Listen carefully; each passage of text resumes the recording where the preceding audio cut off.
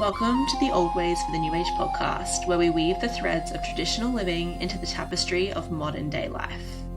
I'm Hannah Forrest, a herbalist and naturopath with a deep love for plants, seasons, and the quiet rituals that shape how we live and care for ourselves. This podcast is an invitation to slow down and reconnect with the wisdom of the natural world through herbal medicine, folklore, seasonal living, ritual, astrology, and simple earth-honoring practices that can be gently folded into everyday life. I'm so glad you're here. Let's dive in. I wish to begin by acknowledging the traditional custodians of the land on which I live and record, the Wonjarabara people. I honour their enduring connection to the lands, waters, and communities, and I pay my respects to elders past and present. I also extend this respect to all Aboriginal and Torres Strait Islander peoples. Hey everyone, and welcome back to another episode. This week I am speaking with Fiona Horne. Fiona is one of the most recognisable voices in modern witchcraft and someone who played a significant role in bringing witchcraft into the public eye in the 90s. She's the author of numerous best-selling books and oracle decks, and her work has shaped the path for many modern practitioners. Her life has taken her in many directions, from fronting the chart-topping Aussie electro rock band FFX to media, aviation, and even world record skydiving. Alongside all of this, she's remained deeply devoted to her craft. These days, she's creating immersive spiritual journeys for women in places like Egypt, Bali, and Transylvania, centered around connection, self-discovery, and a sense of wonder, both in the world around us and within ourselves. I have been a fan of Fiona's work for a very long time. She was one of the first witches I ever came across when I was 15 years old, and as I explained to her, I didn't have any of her original books to get signed when I met her in person up here during a book signing on her recent tour, and that's because I borrowed all of her books from the public library. And so I think it was just really great to get to meet her in person and celebrate her new book and deck, Coven, Where Witches Gather, and Coven Oracle. They're absolutely stunning. And really, Coven is about celebrating witches coming together. And it's basically your one-stop guide to creating a group experience in your witchcraft journey. And I think that that's something that a lot of us are looking for in this day and age. We're coming back to a space where we want more community and we want to reclaim that. Women have always thrived in community with each other. So I think it's a really wonderful book to have on hand as a part of a modern witchcraft journey. This conversation is relatively short and sweet. Fiona is now resting after her 6-week book tour in Bali before she takes her next group of women on the Meet Yourself journey throughout Bali. And so it's really just reflections on her book tour and reflections on her journey as a witch. I hope you enjoy it, and we'll get right into it. Hey Fiona, and welcome to the podcast. Thanks, Hannah. Thanks for having me. I've been a fan of your work since I was about 15, and so it's a complete honor to be able to speak with you today. Thank you for having me. You're so welcome. And I'd love to just start because, you know, you've been such a prominent member of the witchcraft community, especially here in Australia, for, you know, quite a long time now. But I know there's also a lot of people who are new to the craft. So I'd just love you to start with just telling us a little bit about who you are and kind of how you came to witchcraft. Well, turned 60 this year. So 60 years ago, I was born, and I always felt like I think I was a witch before I had a word for it. So I grew up in bushland in Australia, which is in south of Sydney, which is a big city. But back then there was not a lot of development around where I lived, and so I was always in the bush, always feeling very aligned with nature, and so it felt very natural to me as I grew into my teens that the foundation of my spiritual life would be something that venerates nature and has something to do with the organic way that we interact with the natural world, but in a sacred way, like in a way that was more than just casual or random or filling in time. I always felt there was intense meaning, and everything had meaning when I was in the bush as a little girl. Like whether it was flowers or the shape of something or the particular stream in the pond and the animals, and it was all felt like a magical world. And I grew up loving books like Enid Blyton's the magic faraway tree, and things where there was a sense of magic and wonderment in this natural world that I had immediate access to. I didn't have to go through an intermediary. It was just me and it. And and so then, I was brought up Catholic, and I was drawn to the ritual and pageantry of the church, but I didn't understand why women had such a subordinate role in it. And even as a young girl, but I did all of that. I did my confirmation and first communion and all the things, and still just felt there's something magical in the world that struck me in a spiritual way before I really had dialogue or vocabulary to understand what I was trying to express in my life. And then in my teens, it was the 80s, the New Age movement, and I started to sort of explore ideas and aspects of sacred, autonomous life. I didn't have to go to a church. I could just be out in nature. I could be just sitting and looking at the moon and have this revelation of the purpose of what I'm doing here on this planet, how I want to live. And that is all, the fundamental, I guess, cause of core practices of what modern witchcraft is, honoring nature as sacred and feeling you have a direct connection with your own spiritual life. And I didn't need anyone to be telling me what to do so much. But then, of course, I became very intrigued when I stumbled upon modern witchcraft, particularly through originally aspects of Wicca, the religion of witchcraft. There was a book, The Way of the Goddess by Lai Warren Clark, that I found in a secondhand bookstore in Byron Bay. And when I was there, I can't even remember if I was there. It was before the band. I was my late teens. Anyway, so I before Deaf Effects, I mean the band I was in the 90s and that. But yeah, so I just sort of discovered this way of living that was called witchcraft, honoring nature as sacred, recognizing a goddess as well as a god, spells and rituals to help it heal. That was very appealing because it was creative and, again, put the reins of my life in my own hands. And then books like Shakti Gawain's Creative Visualization that talked about manifestation with the mind, even outside of the structure of witchcraft. All these things started adding up. And I essentially forged my own practice in many ways, though I did start to connect with other witches and witch curious, magically minded types of people. But back then there was nothing, there was no social media, there were very few organized groups. There was a little self-published magazine called Shadow Play that was really quite wonderful, and I met some people involved with that and went to some gatherings where, we were a very small community back then. And then Deaf Effects, my band, got popular, and so all of a sudden I'm jettisoned out into the world as a rock star in a pretty big major way for 7 years, from 1990 to 1997. And my song lyrics were witchy. And the band was Yes. very popular and successful. And we did a lot of things together. We had gold albums and we toured America and many things, and our last shows, international shows, were in Japan with No Doubt and Blink 182. Blink 182 opened for Deaf Effects. They went on, we went on, and then No Doubt went on. I mean, it was an extraordinary time. And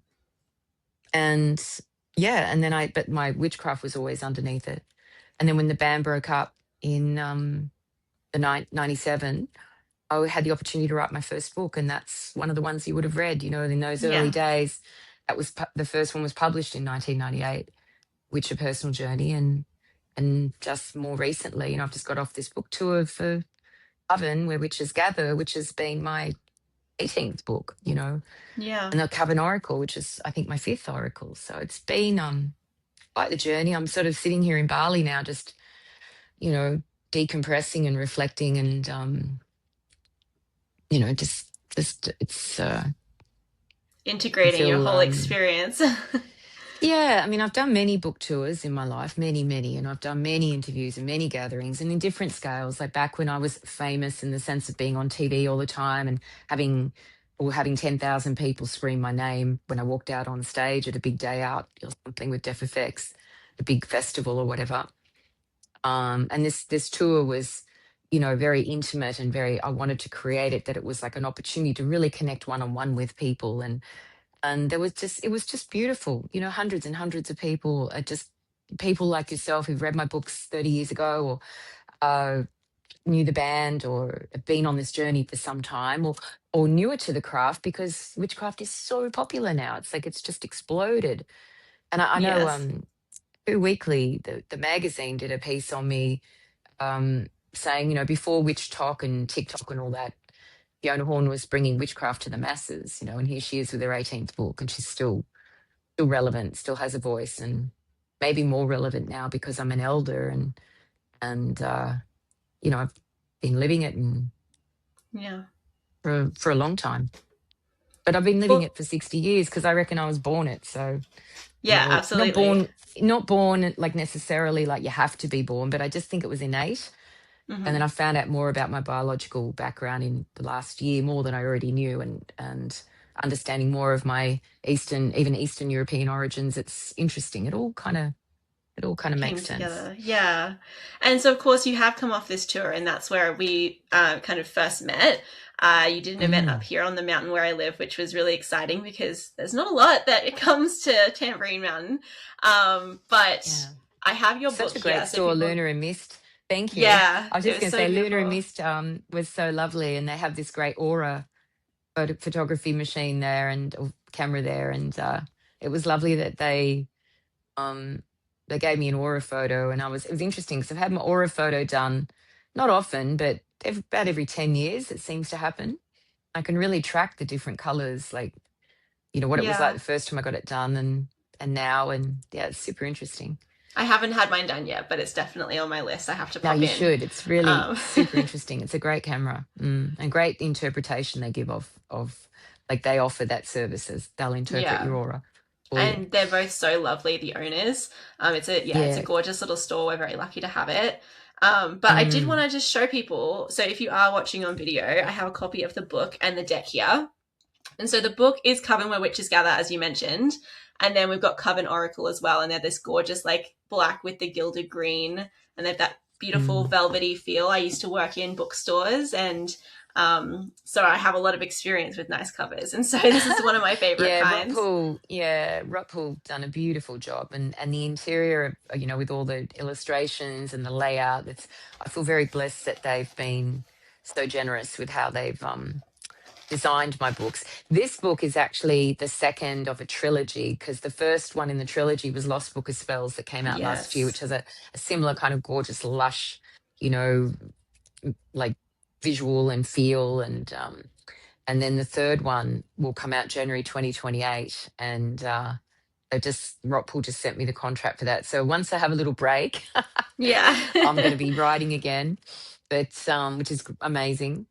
Um, but yeah, it's incredible to think, like, when my first books came out and I was like a big rock star. I was like on TV a lot. I was like everywhere before social media. I was like everywhere, famous, the F word, famous, C word, celebrity, like, and to be shifted out of that massive exposure and be part of this like community that has grown so much.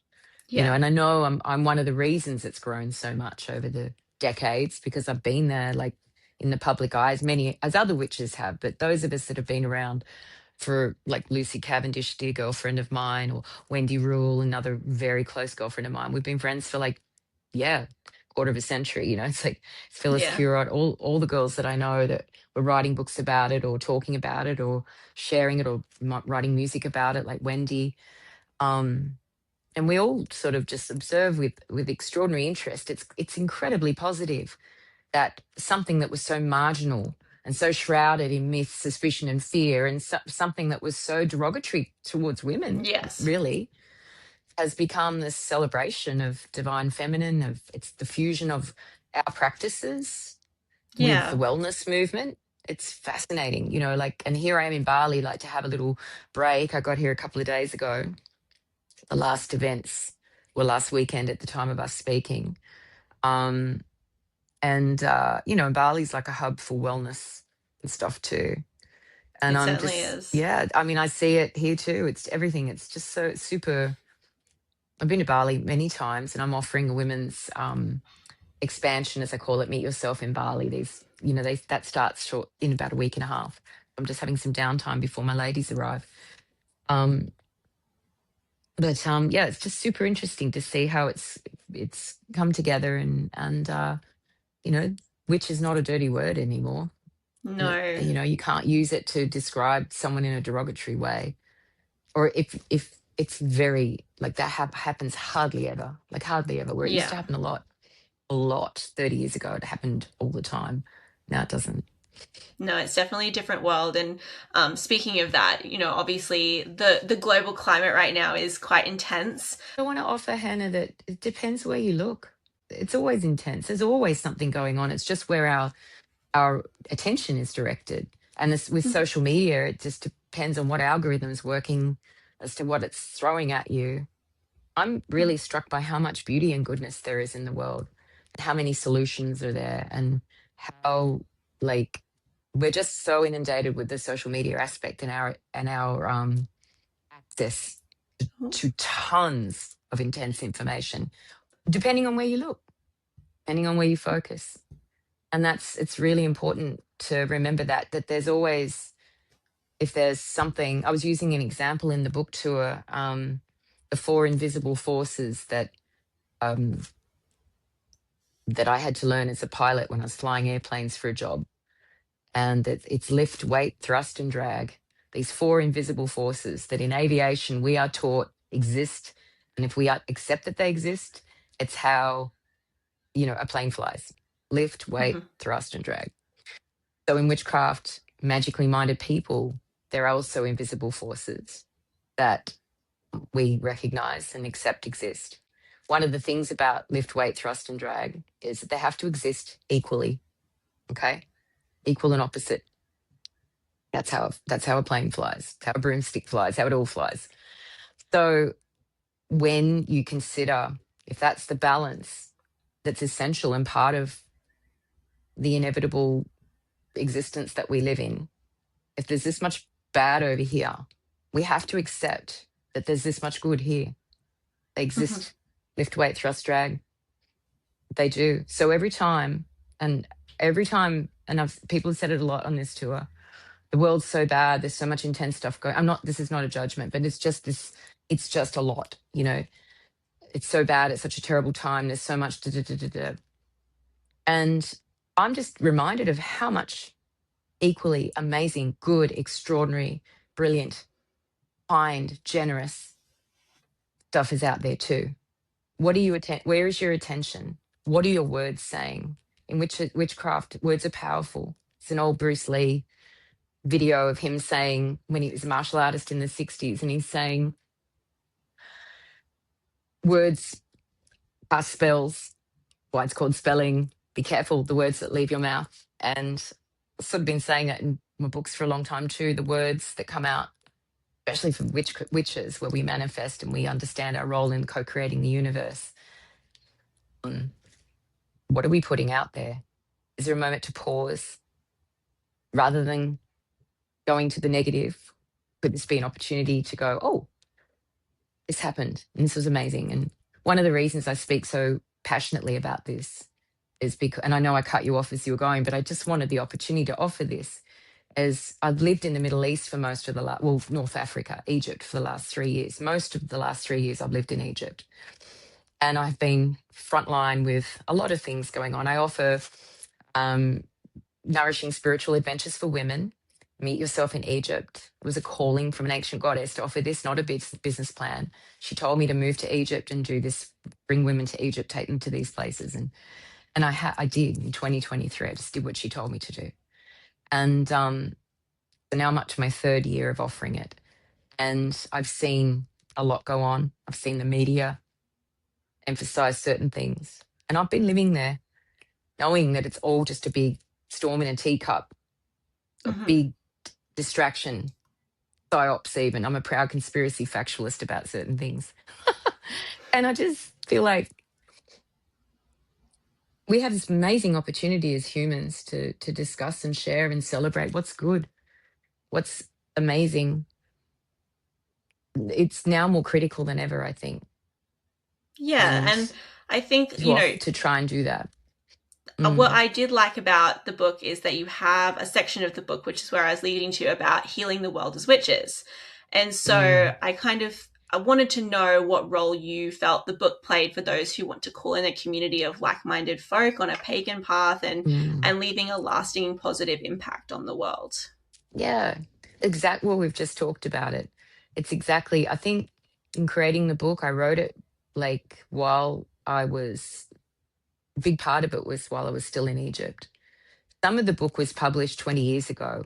Um, and so some of it has been, is anchoring the content, but a lot of it was newly created.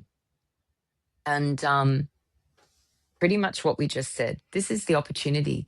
Do we get together and lament the, the problems that the media or other negative folk would love to, you know, emphasize? Or do we have an opportunity to, celebrate and focus on solutions and live in the solution even?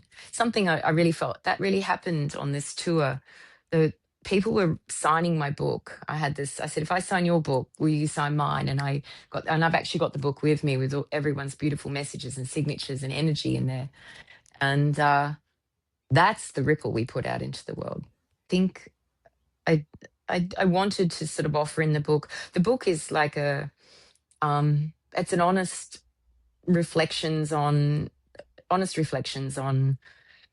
the timeline it was written in, Yeah, and and being, especially being in Egypt, um, which kind of falls under this umbrella of a part of the world, even though it's actually not that part of the world. It's North Africa, Middle East, but it's right up against it.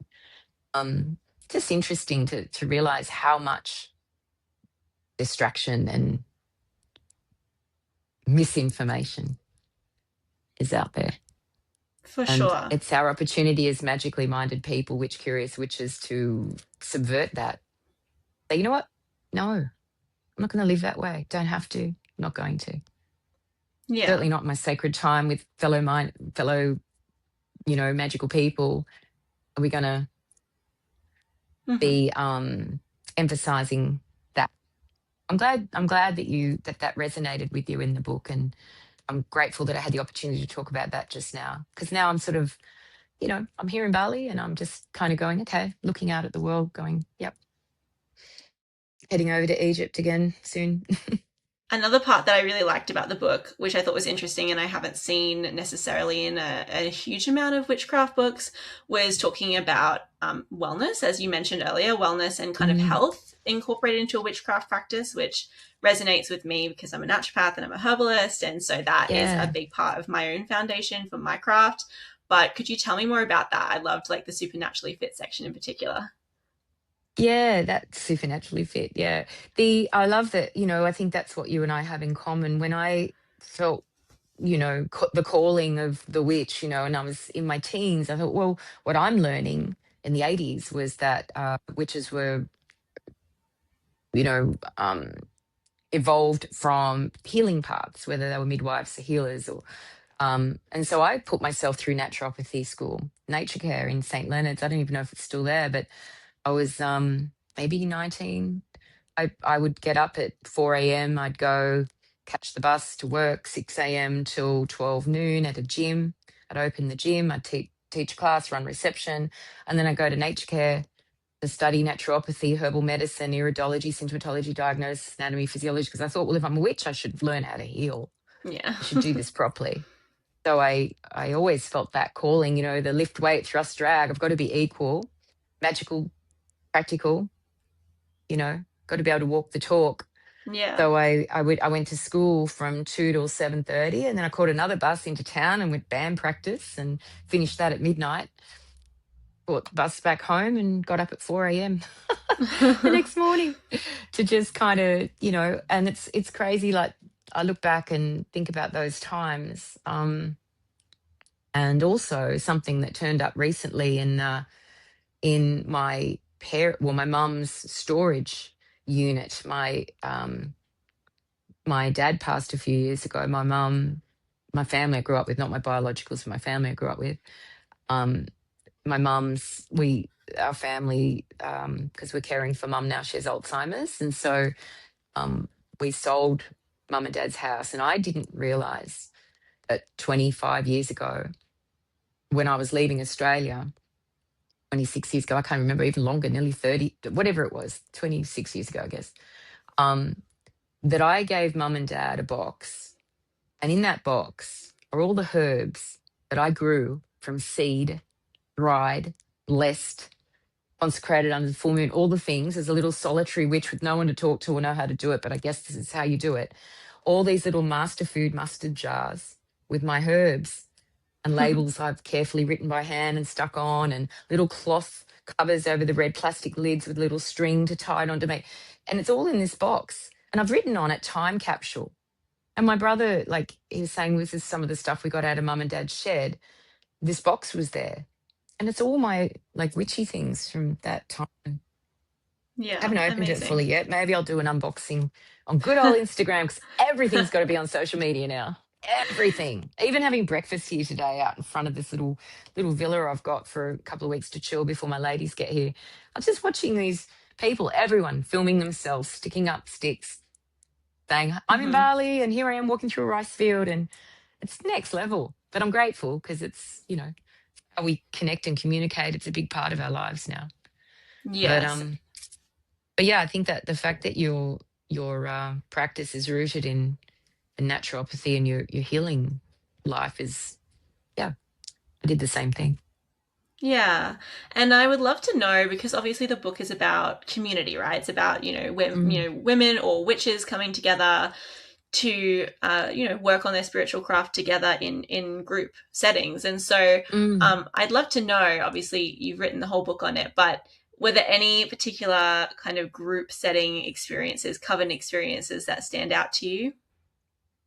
Well, I mean, the first thing that jumps into my head is the recent tour and the workshop aspects of it that I did, which was a really beautiful collective breath meditation. We used crystal mala necklaces created by I Love Chakra, and we would say breathe, believe, receive as we move through each crystal and each copper sphere and each gold-plated diamond, sorry, not diamond, daisy, and then we'd lay them in a circle, place our card on, and have our meditation and our group ceremony. And that was something that I organically kind of made up, created, was inspired to do. We use beautiful blue lily healing oil, which is a blue lotus nymphaea cerealia oil, deep inhalation, and a kind of to shift our consciousness into a collective space that's slightly outside of time, slightly outside of this current timeline, to receive um, guidance or insight, just magnify each other's presence in a positive and uplifting, healing way. I mean, that was an example of something that, you know, you can get creative. Like, what I hope the book offers is there is guidelines to have standard meals, celebrate a Sabbath, astral travel together, shop together, watch TV together. Like, there's guidelines for everything. Travel together, all the things. Yet you can just make up something too. I hope that the book inspires people, even if they're just flicking through it. They go, oh, that's a good idea. If I did that and this, that would be cool. Let's see what happens when we all do this together. Like, we're used Yeah. to group activities, I think. We can all go to a concert and, like, have an experience. We can hang out together. Some people would go to the pub and get drunk together. I don't drink. I haven't done that for like 14 years. But I mean, you know, there's different group activities that we already are all doing. What I love about when you actually do something that's a conscious, witchy, coven oriented practice, that it's very intentional, and you do allow for creative inspiration. You do allow for mistakes and laughter, and it doesn't have to be perfect. It's not performative, it's then there's just this subtle extra shift that occurs. And the vast feedback, the overwhelming feedback I've got from people who've been reading my books or exploring their lives from a witch's or a magically inspired perspective for a consistent period of time, is that they have the awareness and the ability to navigate the obstacles with more confidence and more joy. in life because they're inevitable. Lift, weight, thrust, drag. It's got to all happen equal and opposite. It's, the good stuff, the bad stuff. It's all part of it. But if you're magically minded and you offer opportunities, or you create, or you experience times with other people like that, doing things that are of your own creative efforts, it's just extra enjoyable. And I think it's extra, maybe it's a little more aligned with what us humans were like before we became inundated with cities and digital devices, smartphones and stuff. But I'm really thinking way back, way back, way back. Yeah. Or conscious. You don't have to go away to a retreat to have a beautiful experience with close friends Hmm. and feel just as restorative and nourishing, and set you on a course of noticing all the great things in life rather than being steered by the media and the powers that be who would want us all to be feeling pretty miserable. So we continue to consume, and we can continue to, feed the system. Yeah. And so, for those who are wanting to kind of maybe call in some people who are more like minded, if they don't already have a community of people where they can just add that layer of intention and add that Mm. layer of spiritual intention to what they're already doing, do you have any really simple, practical ways for people to kind of find or form a coven that feels aligned and safe for them? I think that one of the most obvious things to do is to be practical and to do something about it. Like, not to just think about it and go, it's too hard, and put it away. It's like everyone who came to my events, for example, made an effort. Um, Anyone watching this now and considering what's possible is making an effort. You've already done 90% of the task. It's just to do it. It's Yeah.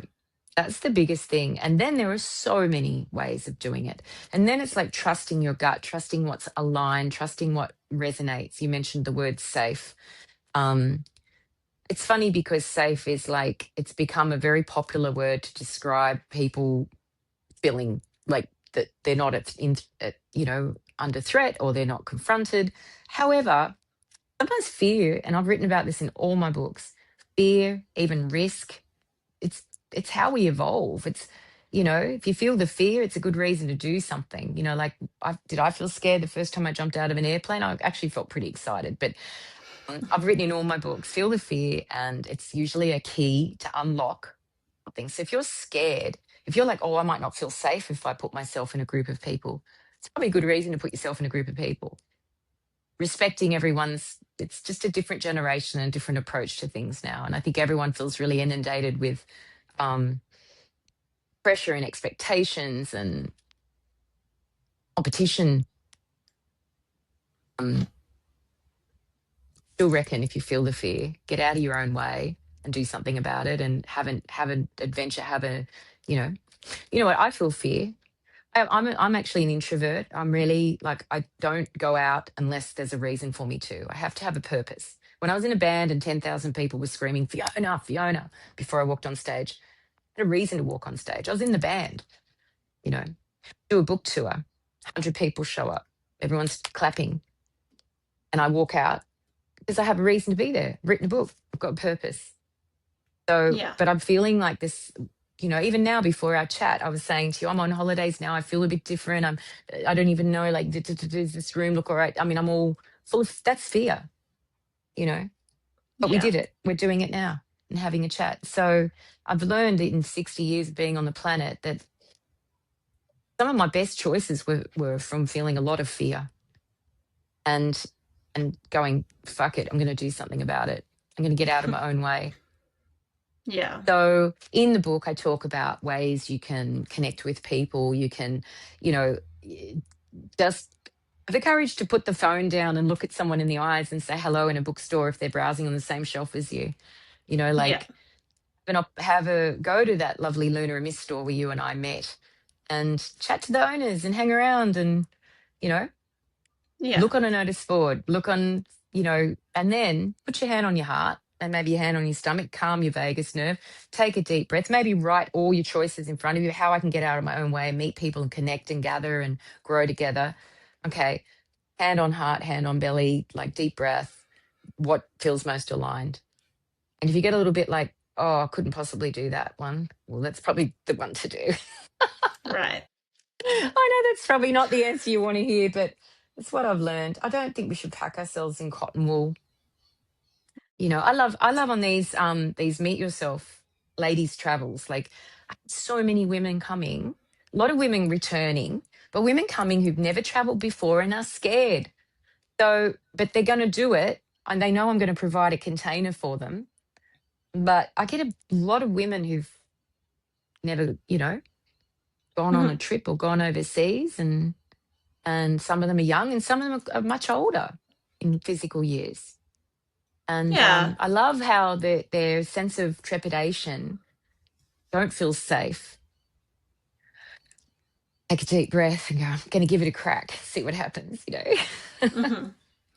And so I actually would love you to touch on, because I know that you've been on this journey, as you mentioned, reconnecting with your lineage and your roots. Mm, And so this is kind of fed into your work running these group pilgrimages. So mm, you've been doing Egypt and then now Bali and then Transylvania as well, which I know is one of your newer ones. So could you share a bit more mm. about this work that you're doing with women? Well, Meet Yourself in Egypt was the first, and it came because I went on a bucket list trip to Egypt myself in early 2023. And like I said earlier in our chat, I was in a temple, and I was standing between the paws of the Sphinx, and I was in different places in Egypt, and I'm hearing the same voice tell me to do these certain things, to move to Egypt, to bring women here, to teach women that the gods are not to be demanded of, they are to be venerated, worshipped, and named, and then they decide what it is that we need. Like it was very specific, and take the women here, here, here, and here. A map of Egypt like opened in my head, and move to Egypt. So I did all that in 2023. My first ladies arrived in early 2024, just shortly after the Gaza war had happened on October 7th between Israel and Gaza. It was very much frontline, a lot of intense, tragic energy, and a lot of media going on, a lot of ladies cancelling, but we still went. A lot of ladies came on, went in April, and it was beautiful. So aligned. Did it again in November that year. So aligned, so beautiful. And then the following year, that in that same period after the second one, I'd come to Bali to have a rest, have a break on my way back to Australia to see family for Christmas, which I always come back to Australia around that time, the holidays. Um, and I had that same voice come to me off the east coast of Bali when I'd just come up from free diving, looking up at Gunung, the Great Mother Volcano, and I heard that same voice that came to me in Egypt say, "Bring the women here. You've taught them about honoring us, goddess, gods, the Nephilim. Teach them now how to honor themselves, or not teach, but facilitate space for them to learn." You know, so the when I put things together like the itinerary, it's curated and it's very much about honoring people's sovereign autonomy, their own journey, their own levels of fear and safety, and how to explore the space in between. And and yeah, and just learn how to, well, there's cultural exchange. We spend time with other women of each environment we're in to learn how much we have in common as women, no matter what our background, cultural leanings, spiritual path, religion, color of skin, all that. Women, we have this innate language. So that's how Bali came into it. And so Bali, I offered two last year, and this one's coming up as the time of you and I are speaking is in about a week and a half. A lot of the ladies who traveled to Egypt and Bali already with me are coming back, and a lot of ladies came to Egypt twice with me, and Bali more than once as well, which is we're kind of creating this traveling coven, this traveling community, which is really beautiful. And then new ladies as well. This year for Egypt, it's all new ladies who haven't traveled to Egypt with me before, so it's going to be really exciting and beautiful. Yeah. Um, and then Transylvania came about because that's where I found there was a researcher who was doing research on my biological family is quite well known in different areas, and so there was a researcher in Romania who collected photographs, and my great grandfather, great uncles, that and on my father's side, photographers in the late 1800s and early 1900s in Transylvania when it was part of Hungary, still before it became part of Romania. And so that researcher got in touch with me because he knew my biological connections again through social media. Just put a few things together. I'd commented on this person had done, and he worked out I was a member of my blood family, a Corner family, and so um, I went there last year and went to the places that this researcher had determined were linked to my family, that my great grandfather, Alfred Adler, and Leopold Adler, my uncle, and my father's side, and it was just being in that part of the world. I just felt everything in my body like wake up because I've had an autoimmune condition for a while. That's, I think, I'm convinced it's a spiritual malady. It's another one of life's lessons, the thrust and the drag, but Yeah. all this going on, but we'll create a bit of drag to balance it out and bring you back into here, and that's what's happening now. But yeah, I'm so much healthier than I was. I mean, when I say healthy, I mean, I'm just so much more at ease in this physical body, grateful that I don't have insane amounts of pain all the time. And I've got a new hip and I've got all these things going on. My point is, in Transylvania, I had full remission of my symptoms. Like for about the 9 days I was there, drinking water out of the ground and taking my shoes off and putting my feet in the earth that my father had trodden in. It was super interesting. And then my mother's side biologically is Prussian German. There's a lot of that Germanic influence in that part of the world too. So anyway, I just got the calling, I've got to bring the ladies here. And so that's happening. And I think it just sold out yesterday, the last place. Oh, One wow. lady sent me an email who she'd come to an event in Newcastle in as part of the tour. And she said, oh, is there still one place left? So is there a place left? And there is one. So this is the Transylvania, Meet Yourself in Transylvania is also very witchy because it's one of the places where a huge amount of women, men and children, but mostly women, were declared witches in the, period of the Malleus Maleficarium being written. And it was crazy to go to the Black Church. It's called that because it was burned, in 1600. It was built in 1400s or something. But it's like from that pulpit, the preacher stood and declared 23 women as witches and hung them all in the town square. This same space in Brasov in Transylvania is the museum's there, which has a whole floor dedicated to my family, who were Jewish, who were also persecuted in the Second World War, lost everything that they had in that part of the world and started again. And they're being celebrated. I'm standing where witches were hung, and I'm feeling this resonance in me of just wanting to honor the sacrifice of these women that suffered so that we could identify with them hundreds of years later. And then in the church gift store, there's these little felt witch dolls on broomsticks for sale for €50 each. I'm like, expensive, but it's crazy. Like, just Yeah. you feel like worlds are just colliding, and I'm standing there. So I'm going to take my ladies there too. And we're also getting to spend time with an amazing Roma witch. She's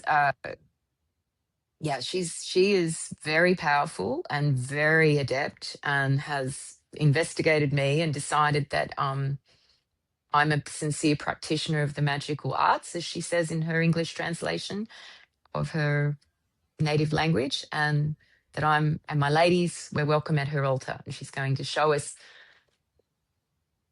Well, that different sounds practices like, of Roma magic. Yeah, Michaela Minka, she's amazing. So it's super interesting to be having that. And it's also like a deep dive into spa life and forest bathing, because it's one of the Carpathian Mountains are so, so enriching, and such, a wellspring of earth mother energy. And also I just was able to organize recently, we're going to go for a private visit to a bear rescue sanctuary oh, and have an wow. opportunity to observe the bears that have been rescued that are living there, and our contributions financially will go towards their well-being. I'm big in animal rescue. I've got animals in Egypt and now bears in Romania and animals Yeah. everywhere. So I mean, it's Transylvania is like, that's how that one was in. So I didn't hear the original goddess's voice to tell me to but my life's path opened up to do that. So anyone Yeah. watching, and I know we'll be finishing up soon, but it's like, just trust what you're called to do. Like it links to everything that we've talked about today. If you're seeing some negative stuff going on in the media, well, you have a choice.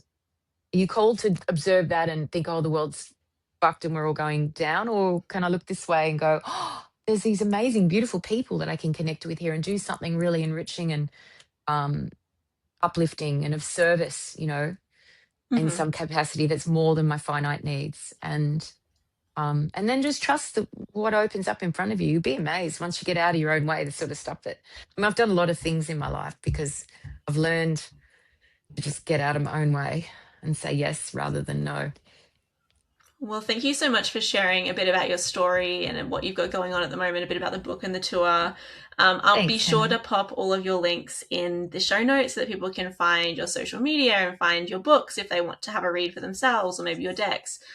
Thank And you. yeah, I was going to say the Coven deck, we should offer that is, I designed that deck, Coven Oracle deck that goes with the book, but it can be used independently for groups. Like it's designed the readings and the images and the way I worked with the artist to offer group guidance side of, closing yourself off like this, but to go, okay, well, what is the indicated action that brings me to connect with people rather than retreat in an inspired, uplifting and sustainable way, you know? yeah, definitely. And it's a beautiful deck. And I heard you mention somewhere that the artist drew in ink, which is really interesting little fact about the deck as well. But again, I really appreciate your time and I hope that you enjoy your solo time and then your time with your group as Thanks, Hannah. well. And Thank yeah, you we'll so talk much again for your soon. patience. I know it took a while for us to get this together, but it's kind of fun to chat with you as the recap on the tour and before I turn my head to the next adventure, closing of one chapter, opening of another. So thank you for having me.